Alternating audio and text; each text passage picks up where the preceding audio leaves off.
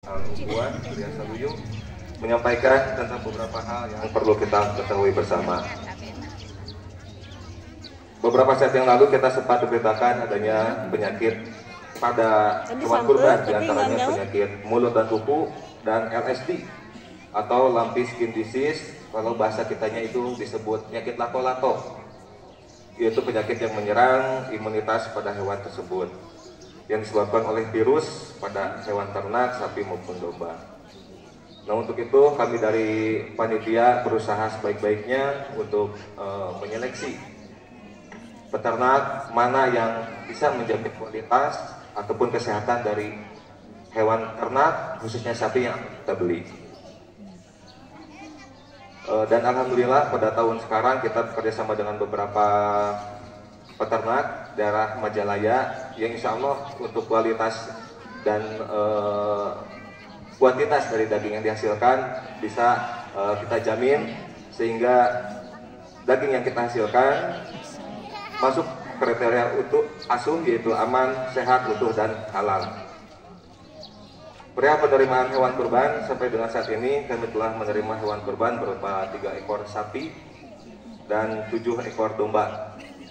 Kami mengucapkan terima kasih yang sebesar-besarnya atas segala kepercayaan Bapak dan Ibu para muqorib yang telah menitipkan hewan kurbannya kepada kami.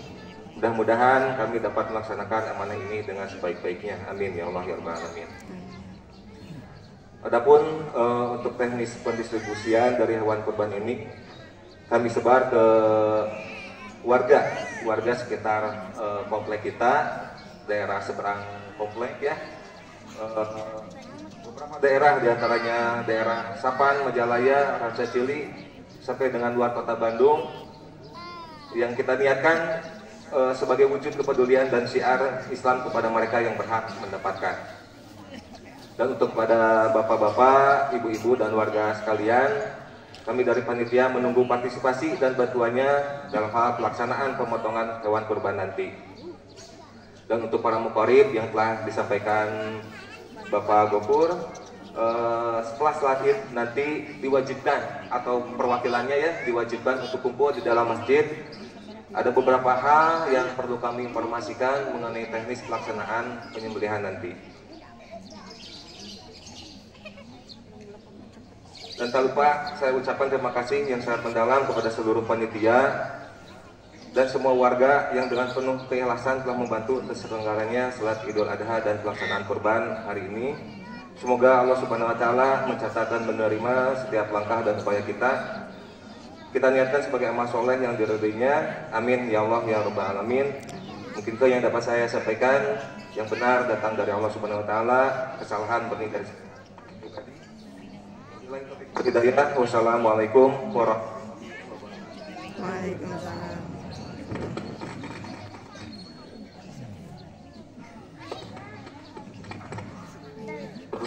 Kepada Ketua Panitia Bapak Deden yang telah bekerja keras, ini luar biasa.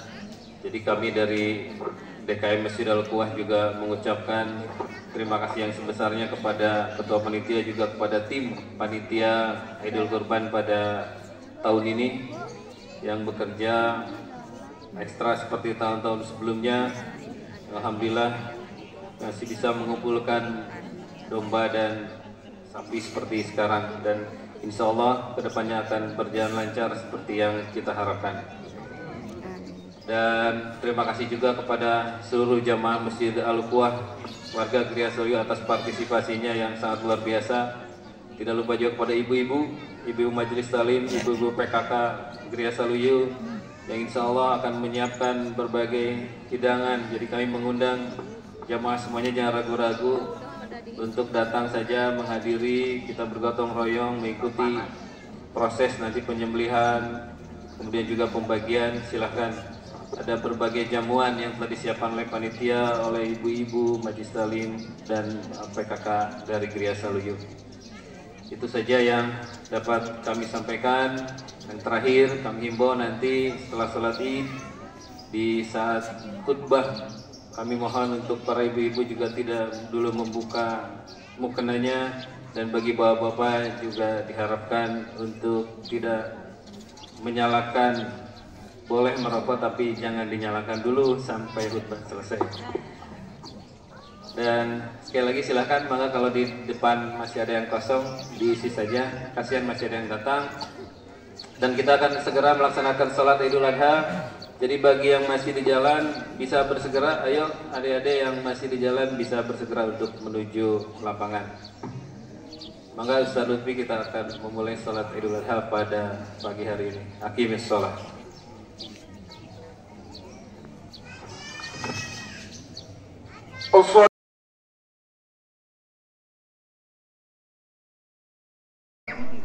Allahu Akbar, Allahu Akbar, Allahu Akbar, Allahu Akbar, Allahu Akbar, Allahu Akbar, Allahu Akbar, Allahu Akbar kabira, walhamdulillahi katsira, wa subhanallahi bukratan wa asila.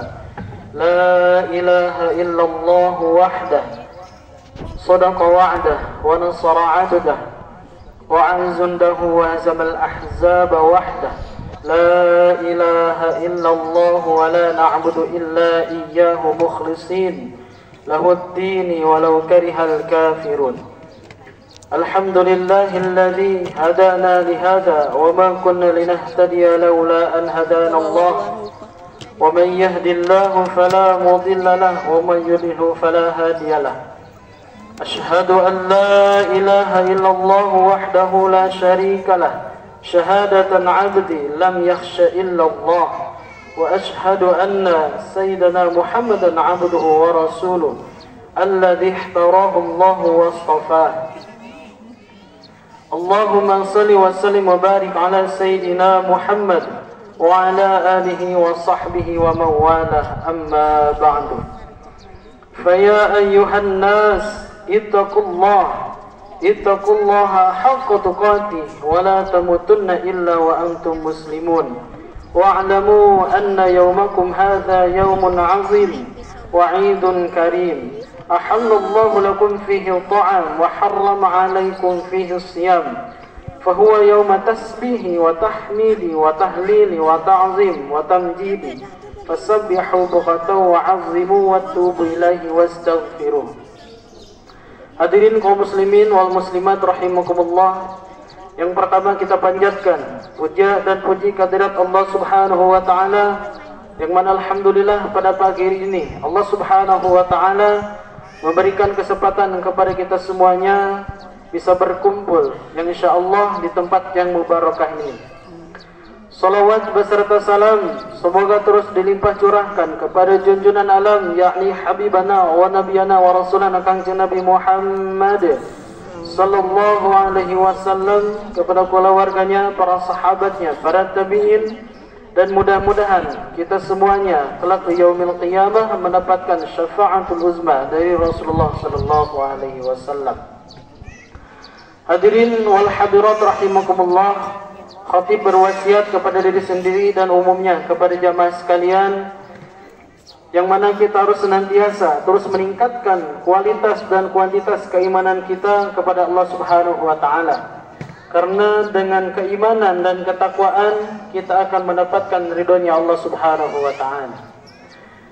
Hadirin kaum muslimin wal muslimat yang berbahagia rahimakumullah. Di hari raya Idul Adha ini sungguh kita benar-benar berada dalam karunia dan rahmat dari Allah yang sangat besar. Karena saat ini kita dikumpulkan oleh Allah di tempat ini dengan tujuan untuk menggapai kemuliaan di hadapan Allah Subhanahu wa taala.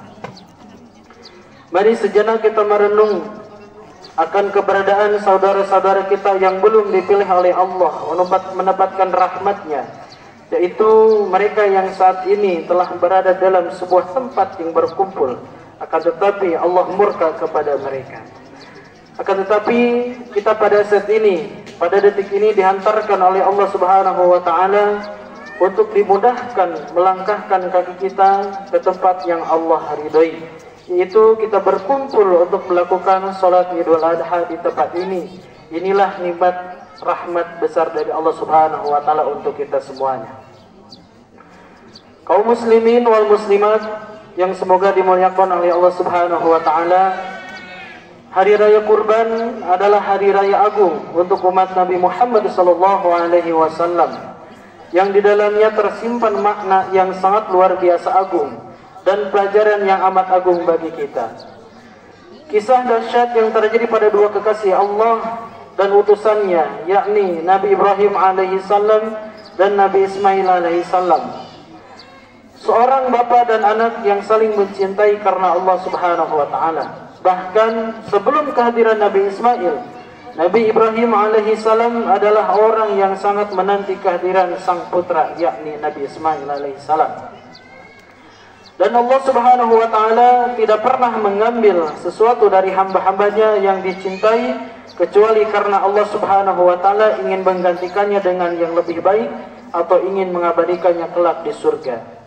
Itulah yang harus kita yakini oleh ahli iman. Sebesar apapun ujian dan bencana yang ditimpakan oleh Allah kepada orang-orang yang beriman, maka semata-mata justru Allah mencintai mereka, ingin mengampuni mereka, ingin mengangkat derajat mereka, atau ingin memuliakan mereka di surganya Allah Subhanahu wa taala kelak. Jadi tidak ada bencana yang sesungguhnya bagi seorang mukmin dan tidak ada musibah yang sesungguhnya bagi kekasih Allah. Kisah yang terjadi kepada Nabi Ibrahim alaihissalam dan Nabi Ismail alaihissalam adalah pelajaran berharga bagi kita semua. Yang mana seorang bapa yang sangat membanggakan putranya dan sangat mencintainya diperintahkan oleh Allah untuk disembelih. Perintah yang secara lahir bertentangan dengan hati nurani seorang bapa sebagai manusia, akan tetapi itulah perintah Allah Subhanahu wa taala. Nabi Ibrahim alaihissalam bergegas melaksanakannya dengan penuh keyakinan bahwa semua adalah milik Allah dan akan kembali kepada Allah Subhanahu wa taala. Dan Allah tidak akan mengambil sesuatu dari hambanya kecuali Allah akan menggantinya dengan yang lebih baik di dunia atau mempertemukannya di surga. Dan tanpa keraguan sedikit pun Nabiullah Ibrahim alaihissalam melaksanakan perintah Allah tersebut. Itulah pengorbanan agung Nabi Ibrahim alaihissalam, dan kisah ini bisa saja kita sebut sebagai kisah pengorbanan tiada tandingannya, yang mana seorang ayah rela mengorbankan anak tercintanya demi menjalankan perintah Allah Subhanahu wa taala. Hadirin kaum muslimin wal muslimat yang berbahagia rahimakumullah. Begitu agungnya kisah tersebut hingga diabadikan di dalam syariat Nabi Muhammad sallallahu alaihi wasallam, yaitu dengan dianjurkannya bagi seorang mukmin yang mampu untuk menyembelih hewan kurban, baik itu domba, sapi ataupun onta. Akan tetapi yang harus kita pahami bahwa kurban kambing, sapi, onta adalah sebagai simbol sebuah pengorbanan yang harus kita ikuti secara lahir dalam kehidupan kita. Akan tetapi dalam makna tersirat balik penyembelihan domba atau onta yang lebih agung, yakni menghadirkan makna pentingnya pengorbanan dengan mencontoh kisah agung yang terjadi dalam kehidupan Nabi Ibrahim alaihissalam dan Nabi Ismail alaihissalam. Artinya pengorbanan yang kita butuhkan tidak sekedar penyembelihan kambing, sapi ataupun onta, akan tetapi kita harus memahami dan merasakan makna di balik kisah Nabi Ibrahim alaihissalam tersebut, yakni kisah yang sangat penting, yaitu makna berkorban dalam arti memberikan apa yang diberikan Allah kepada kita dari hal yang kita banggakan dan kita cintai untuk Allah Subhanahu wa taala. Sungguh alangkah kecilnya bagi seorang jutawan dan sungguh alangkah sederhananya seekor sapi bagi seorang pejabat tinggi. Akan tetapi melangkah menuju pemahaman kurban yang lebih bermakna adalah hal yang sangat kita butuhkan pada saat ini. Berkorban hakikatnya adalah mengabadikan nikmat dari Allah Subhanahu wa taala. Anda yang punya jabatan, jika Anda menginginkan jabatan Anda menjadikan bekal abadi kelak di surganya Allah, maka relakanlah jabatan itu untuk Allah Subhanahu wa taala. Memberikan jabatan Anda untuk Allah bukan berarti Anda harus melepaskan jabatan Anda, akan tetapi pergunakanlah jabatan yang diberikan oleh Allah untuk Allah yang ridhoi, yakni melakukan amar ma'ruf nahi munkar, menghentikan kejahatan, kemudahan dalam segala kebaikan adalah cara berkorban bagi para pejabat. Banyak kita saksikan saat ini kemunkaran-kemunkaran susah ditangani oleh para ulama, susah ditangani oleh masyarakat. Akan tetapi jika ditangani oleh para pejabat adalah sangat mudah. Maka beruntunglah apabila Anda semuanya mempunyai jabat, jika Anda menjadi pejabat yang rela berkorban untuk Allah Subhanahu wa taala. Berjuang adalah sebagian bentuk pengorbanan, maka sungguh celakalah jika ada orang yang diangkat oleh Allah Subhanahu wa taala dengan sebuah jabatan, akan tetapi justru jabatan tersebut semakin jauh dari Allah Subhanahu wa taala. Ternyata dengan jabatannya ia telah membuka banyak kemaksiatan dan kemunkaran. Hadirin kaum muslimin wal muslimat rahimakumullah. Dan Anda wahai para orang kaya yang dikarunia oleh Allah Subhanahu wa taala dengan harta yang melimpah ruah, sungguh itu adalah nikmat yang sangat besar dari Allah. Maka jangan sampai nikmat yang begitu besar dari Allah akan sirna begitu saja. Jangan sampai nikmat harta yang diberikan oleh Allah kepada kita, kepada Anda semuanya, tidak bisa Anda lihat kelak di surganya Allah Subhanahu wa taala. Maka abadikanlah nikmat tersebut dengan cara berkorban, meniru Nabi Ibrahim alaihi salam. Jika Anda termasuk yang mencintai harta Anda, maka jadikanlah harta tersebut adalah harta yang akan menemani Anda di alam barzah dan bakal menemani Anda kelak di surganya Allah Subhanahu wa taala. Dan jangan sampai harta yang Anda cintai tersebut ditinggalkan begitu saja di dunia. Maka dari itu wahai para orang kaya, berkorbanlah dengan harta Anda dan berjuanglah dengan kekayaan Anda. Berkorban dengan harta bukan berarti Anda harus meninggalkan kekayaan yang kita miliki. Akan tetapi jika Anda tergolong orang yang diberikan kenikmatan atau kemampuan untuk mengumpulkan harta, maka kumpulkanlah harta dengan cara yang benar, yang diridhoi oleh Allah Subhanahu wa taala. Dan di saat Anda sudah bisa mengumpulkannya, gunakanlah harta tersebut untuk Allah Subhanahu wa taala. Karena di sekeliling kita ada masjid yang harus Anda bangun, ada pesantren yang harus Anda perhatikan, ada madrasah yang harus Anda benahi, dan ada anak yatim piatu yang harus Anda bantu, dan ada fakir miskin yang harus Anda santuni. Itulah makna pengorbanan dan perjuangan bagi Anda wahai orang-orang kaya. Berkorban dengan harta yang bukan hanya seekor kambing. Dan apalah artinya seekor kambing bagi seorang kaya raya seperti Anda semuanya. Begitu sebaliknya yang diberikan oleh Allah Subhanahu wa taala harta yang sangat melimpah ruah, akan tetapi tidak diberi oleh Allah jiwa berkorban dengan hartanya, maka sungguh dengan harta tersebut Allah akan merendahkan, menghinakannya kelak di akhirat. Hadirin kaum muslimin wal muslimat rahimakumullah. Dan begitu juga Anda yang berilmu, Anda harus punya pengorbanan. Jangan sampai Anda tertinggal dari rombongan-rombongan dan pejuang-pejuang yang berkorban dengan jabatan dan kekayaan di jalan Allah Subhanahu wa taala. Di depan Anda ada umat yang membutuhkan ilmu dan bimbingan, juga suri tauladan. Maka seorang alim ulama yang tidak menyebarkan ilmu serta memberikan suri tauladan yang baik adalah seorang yang ilmu yang tidak mempunyai perjuangan dan pengorbanan. Dan ilmu ia miliki selagi tidak digunakan untuk berjuang di jalan Allah, hanya akan menjadi beban kelak di akhirat. Dan alangkah banyaknya orang berilmu yang berada dalam neraka jahanam karena tidak bisa mengamalkan dan menggunakan ilmunya untuk Allah, seperti yang dikabarkan oleh Nabi Muhammad SAW. Maka wahai para ahli ilmu, pada saat ini dan detik ini kita berkorban dan berjuang dengan ilmu kita, dengan mendidik umat menjadi suri tauladan yang baik bagi mereka. Semoga ahli ilmu yang ada di sini adalah ahli ilmu yang ahli surganya Allah Subhanahu wa taala. Dan yang tidak boleh tertinggal juga, apabila di antara kita ada orang yang menjadi fakir miskin dan orang-orang yang tertindas, bagi Anda ketabahan dan kesabaran adalah pengorbanan yang amat agung. Mungkin Anda tidak bisa berkorban dengan seekor kambing karena Anda tidak mempunyai harta dan kekayaan, dan Anda pun tidak bisa berkorban dengan jabatan dan kekayaan karena Anda tidak punya jabatan dan kekayaan. Akan tetapi ketabahan dan kesabaran yang Anda miliki adalah sebuah pengorbanan dan perjuangan yang menjadikan Anda semakin dekat dengan Allah Subhanahu wa taala. Tetaplah Anda takut dengan semua yang diharamkan oleh Allah. Jangan gara-gara kefakiran lalu Anda tidak peduli mana yang halal, mana yang haram. Jangan sampai kesengsaraan di dunia adalah muqaddimah kesengsaraan di akhirat.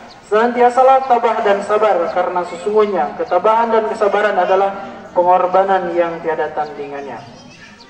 Semoga Allah Subhanahu wa taala membebaskan kita dari kesusahan serta kefakiran baik di dunia maupun di akhirat. Mari semuanya kita berjuang dan berkorban dengan apapun yang Allah berikan kepada kita demi menuai kemuliaan kelak surganya Allah Subhanahu wa taala.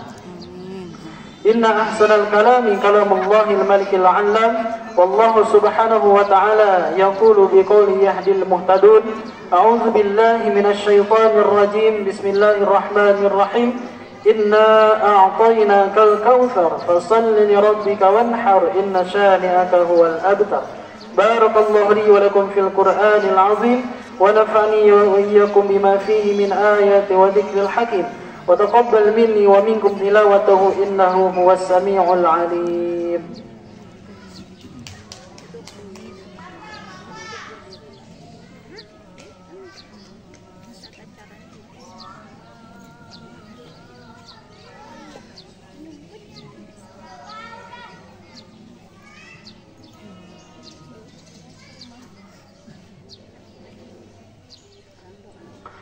Allahu akbar, Allahu akbar, Allahu akbar, Allahu akbar, Allahu akbar, Allahu akbar.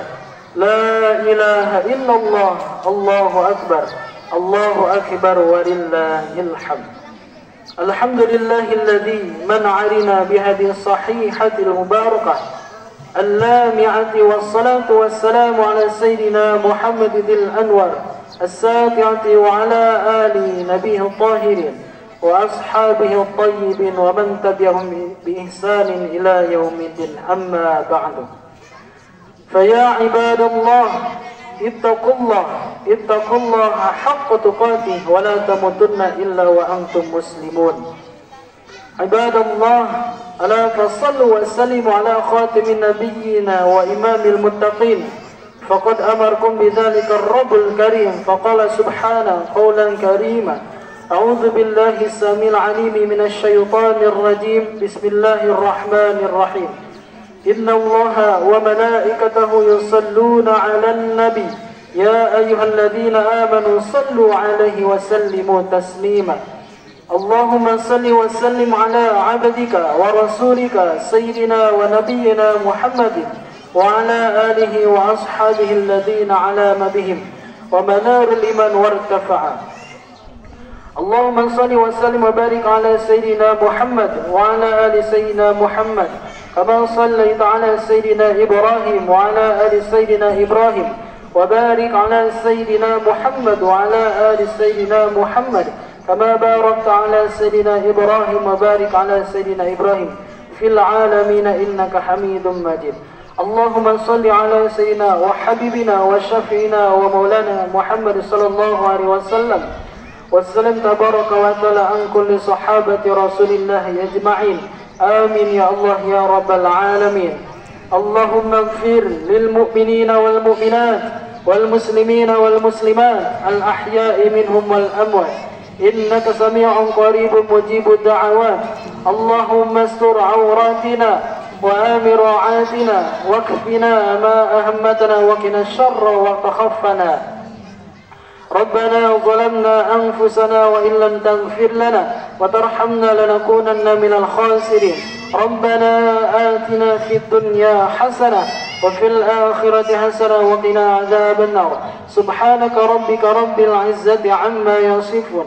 وسلام على المرسلين والحمد لله رب العالمين عباد الله إن الله يأمرنا بالعدل والإحسان وإيتاء ذي القربى وينهى عن الفحشاء والمنكر والبغي يعظكم لعلكم تذكرون اذكروا الله العظيم يذكركم واشكروه على يزدكم والسلام عليكم ورحمة الله وبركاته.